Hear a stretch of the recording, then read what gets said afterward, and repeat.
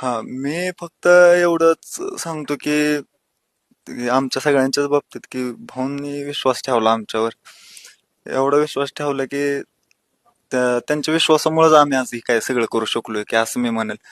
कारण की विचार करा, मी आता मी माझं पर्सनली एक सांगतो की सगळेच आम्ही त्यातनंच आलो बरं का, की पण मी माझं सांगतो की एक मिस्त्री हाताखाली काम केलं मी, हो. ट्रॅक्टरवर काम केलं मी, असं म्हणजे ह्याचा बाहेर आता भाऊंपाशी कामाला होतो तेव्हा पण तिथलं असं सगळी देखरेख करत होतो, हे करत होतो, झाडून पुसून काय असेल ते सगळं करायचं, पण मी इमानदारीने केलं ते सगळं. म्हणजे असं मी कधी विचार केला नाही मी आज लय चांगलं काम केलं तर उद्या माझं चांगलं होईल हे करेल, पण जे काही केलं ते इमानदारीने केलं.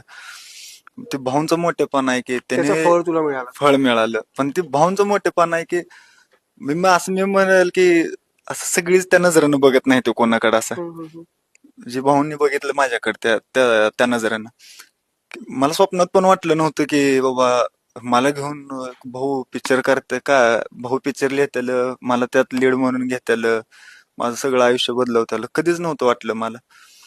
म्हणजे ह्याच्या अगोदरचे लय वेगळं होतं ना, आता त्यांनी माझं आयुष्य लय वेगळं केले.